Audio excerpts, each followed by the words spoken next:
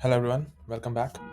Today I want to show you an integration between ServiceNow and Palantir, uh, and I have developed an AI agent which does test to SQL on ServiceNow platform. Okay, so let me first show you. I have built it on Palantir. Palantir is a platform where you can do advanced data manipulation and creates different type of data insights. It is being used by various government agencies and military agencies. It's very powerful.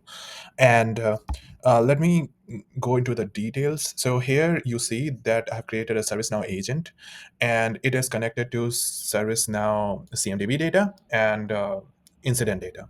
So through the tools, as you can see, it is connected to CMDB data and ServiceNow data. So today I'm going to just ask questions, and we'll see what happens. Okay. So let's just okay. Can you summarize the CMDB data that you So it is a very intelligent AI agent, and as you can see, it is using multiple tools to get the information.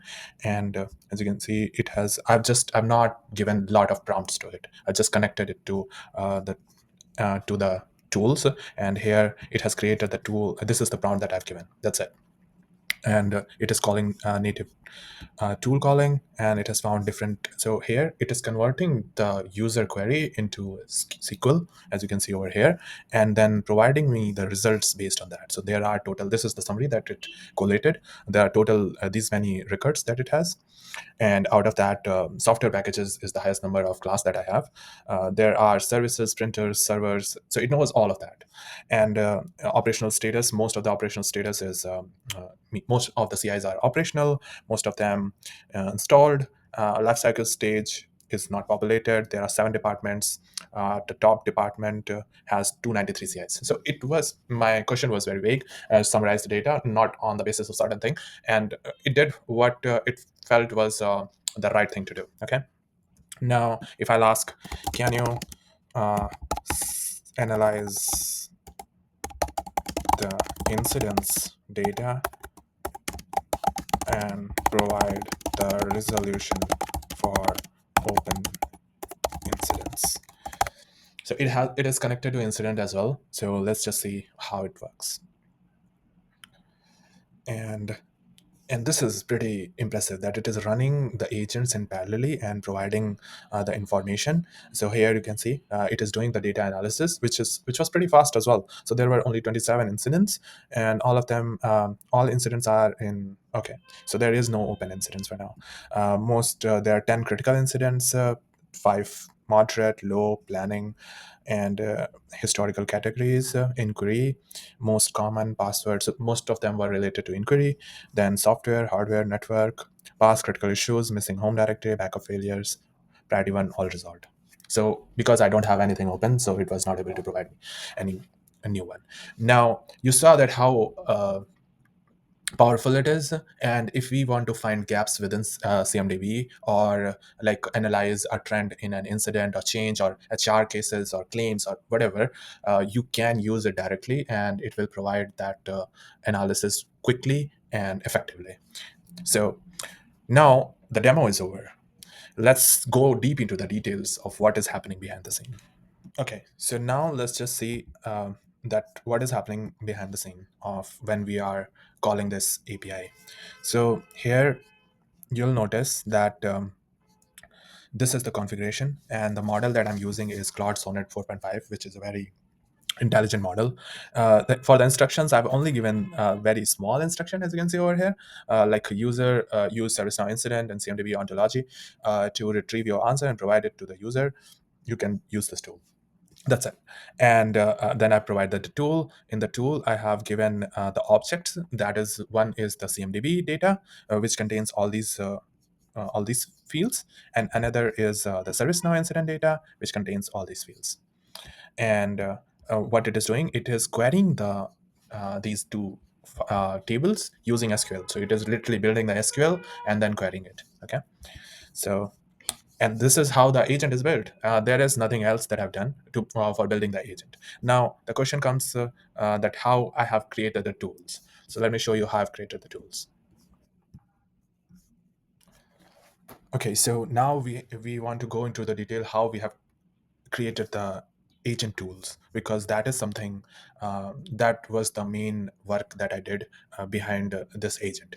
So for that, I had to create two data pipelines and two data sources. So sorry, one data source and two data pipelines. Now, first thing is Palantir. When you'll get the instance or Palantir workspace, you will not have any connection to any ServiceNow or any other table. So what you have to do is first use a data source.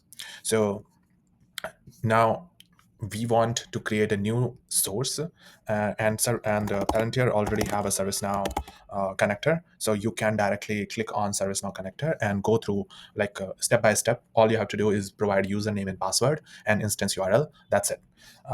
So if I'll continue, you will see. If I'll just say this, follow the same here. You have to provide the URL, username, and value. That's all. You keep going next, and you will have the data connection ready. I will show you an existing data connection that I already have. These are the older ones. So this is the one that is running for me. And here you see there is one. This one is new sync, was the first one for the incident, and another one that I created was CMDB. And here, if you go to the connection setting, so this is the name. Let me just remove it from ServiceNow because it is not connected to ServiceNow incident. It is connected to ServiceNow. And here I provided the URL, username, and password, and network connectivity. It gets created automatically. You don't have to do anything. And just save it. And if I'll go, so this is the connection setting of the data connection. Yeah, here, ServiceNow. And within that, I have two tables connected. Uh, so one is CMDB and another is the incident table. For CMDB, you can go to the configuration in the snapshot. I mean, you can do either. And like if you want to update an existing data or append an existing data, or you just want to take an existing data, and do you want to have it on a schedule running every time, so you run this import on a schedule or manually. Right now I'm keeping it manual. And the table, which table you want to, and suppose you want certain columns only, you can define it over here as well, that what columns you want. And you will notice that the data that is coming, it will be shown below. Okay, so this is that data connection part. Let me know in comments if you have any questions. And once you have it running, you can click on run to make sure. So first time when you connected everything, you can click on run to make sure that all the data is present and get synced. Okay. Okay. So now the last part of the video is so now we have like the data connection ready, and things are running. We have the tables and data sets in the folders. The next thing would be to convert it into an ontology object so that it can be added in the over here. So it cannot be added directly from a data source. For that, what we have to do, we have to create a data pipeline. How we can create a data pipeline? So you can open a data source, so wherever your data is existing, and you can open a pipeline, or you can just explore and create a new pipeline or open pipeline. Okay, so okay, yeah, it created a new pipeline, but what we want is we'll check the existing one. And here, so the pipeline is also you can do a lot of things over here. And if you have no idea what to do, I would suggest to use AIP assistant. It is pretty good. And here you see this is the data that is coming to us, and it contains a lot of null values, a lot of columns which are like attested date, attested link.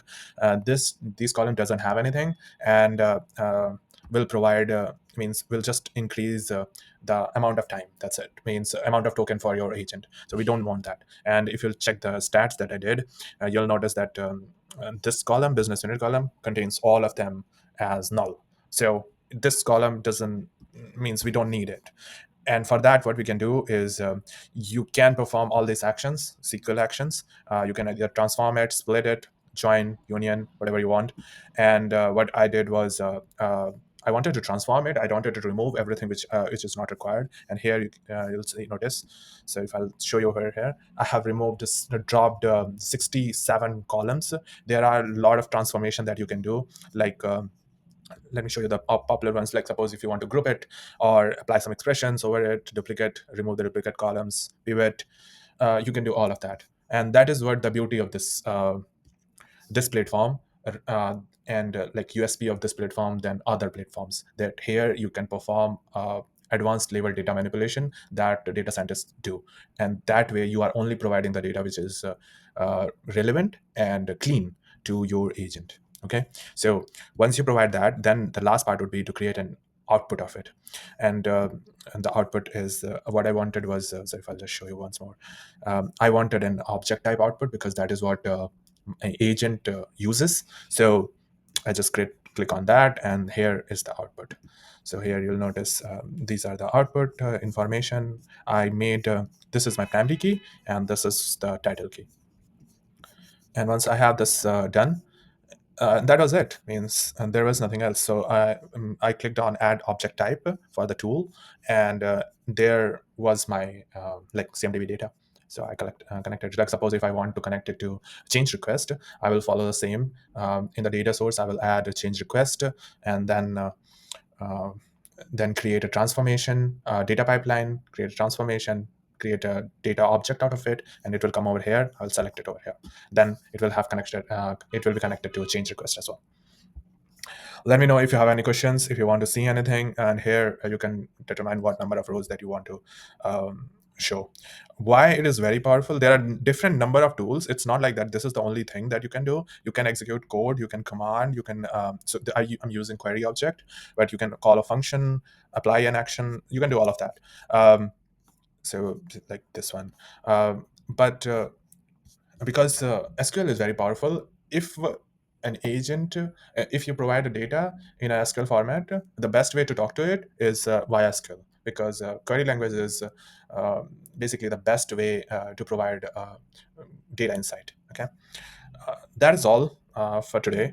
Let me know if you have any questions. I'm going to further dig deep into this platform. I love it.